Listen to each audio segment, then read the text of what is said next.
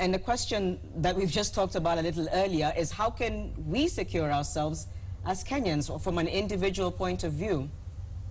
Well, thank you, Janet. I think the first thing that most of us don't do, because we have assumed that personal privacy is more important than security, is that we don't even bother to know our neighbors these days. And so sometimes you live somewhere, you have a neighbor, you never see them, they come at night, they move away, and you don't understand. And then one day you hear there has been a terrorist attack or some gangsters have hit somewhere, and your next door neighbor is the suspect. So I think personal security starts from knowing your environment, knowing where you live, knowing the area, knowing where you work, knowing who your friends are. Even when you go to a public place, personal security requires that you are aware of what is happening around you, so that you can be able to react faster. And be aware of those suspicious things, and you can be able to see them. Now, even with all this, we must have a good relationship with our security agencies. Because the moment we treat our security agencies as our enemies, then this information does not get to them, and they cannot use it to help us secure our nation. So this is also important. The other thing I wish to say is that we have this mindset whereby security is about the things you carry. Which is what you had mentioned. It is worth more than that. It's a mindset. And that security has to be within someone, and it's a feeling that you must have so that you act in a secure manner. Now, the issue of going into a mall and you find someone there who frisks you and you go in, that for me is not enough. We need to train them on what to look for. Absolutely. If you know, a gun they'll get, but what if someone goes in there with plastic explosives, with detonators? Those are things they've never seen. And if they're not trained, then they cannot be effective in making sure that these people that's a good point. So they need to also have a keen eye and pick up whatever, they know what they're looking for. Whatever objects look suspicious, they'll be able to immediately. And they have to get some training so that they know what it is that they're looking for. Okay, so you brought up the point about it being a mindset. Absolutely.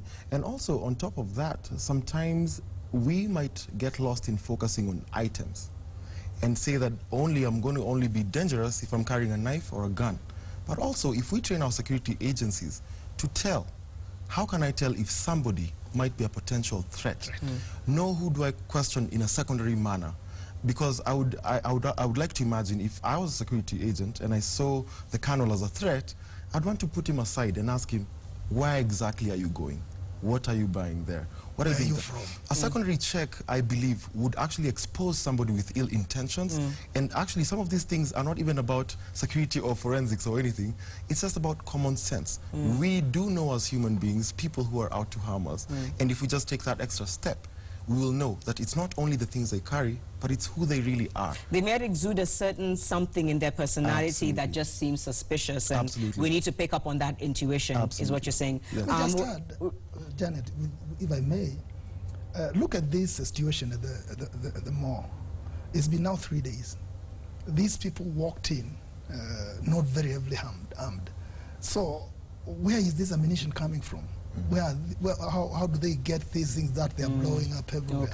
It means there is something that maybe the security agencies know that we don't know.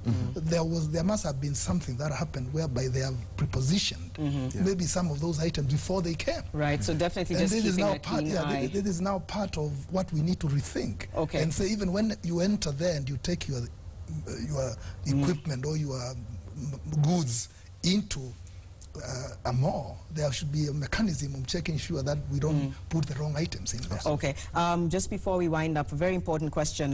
You saw me earlier talking to my colleague, and we just talked about the fact that we're empathizing with a lot of everyone, of course, people who've lost their brothers, their sisters, their friends, aunties and uncles, parents as well, you know, mothers and fathers.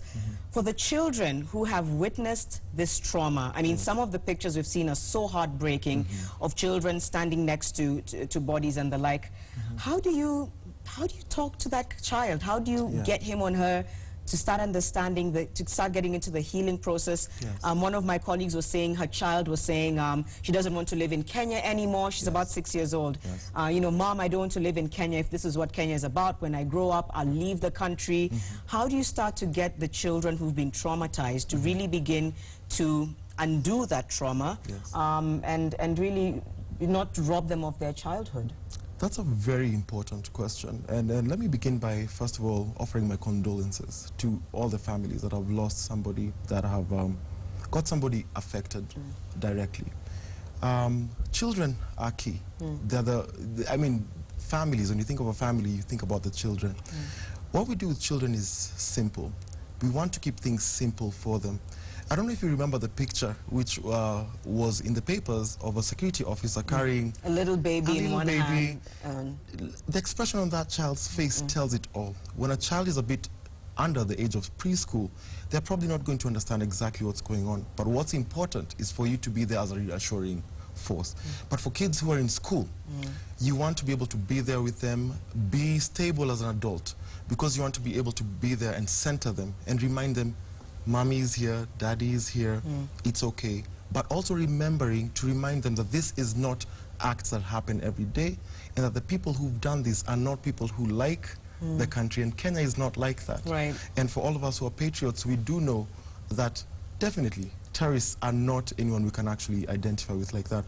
Children are fragile, but also they are also teachable. That's what I like about them. Okay. They're I like teachable. that. Yeah. They're teachable. They're not going to have that permanent record in them.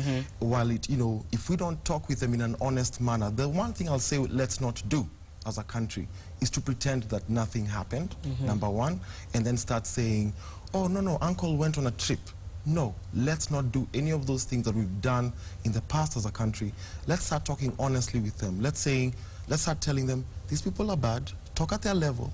Let's not use jargon. When I'm talking to children, I will not talk in my psychological jargon. I'll just tell them, I know it's painful. And, you know, let's reorient you. But, you know, we have a way we can talk with them. Yeah. That's encouraging to hear. We've run out of time. I want to get final comments for you. First of all, thank you for your thoughts and contributions to the discussion. Yes. Your final thoughts, Colonel. Well, thank you, Janet. I want to send my condolences to the families and friends who lost loved ones or their friends got hurt. And I want to wish all the security forces that are involved in this delicate and complex operation well. And I want to ask all Kenyans to rally behind our security forces and to urge them forward and to make sure that we stand by them and give them the peripheral support that they need, like what Dr. Aria is doing, and, you know, donate money, giving support in whatever form that we can as Kenyans, so that we can stay united as a country and move forward together. Thank you. Thank you very much for that, Doctor. Well, it's a very unique opportunity, and I want to also, like the Colonel said, condole all the families, and also just remind the country that, yes, we are now getting to capacity. We now have people who understand our mental health and who can care for us. Please remember to call the Red Cross hotlines. You'll be directed where to go. We're here to support you, to support the victims of the attack, the families of the people who were involved in the attack. We're here to also support the rest of the members of the public.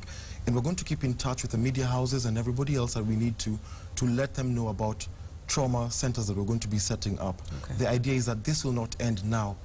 Look at yourself. Think about the feelings that we're feeling as a country. I want to tell people that they are normal. It is okay to feel angry. It's okay to feel anxious. It's okay to feel agitated. But that's why we're here. We've been trained to take care of all that stuff. Let's support each other. Okay. And I believe we're going to heal like a country. Oh, fantastic. Powerful words from both of you. Thank you so much.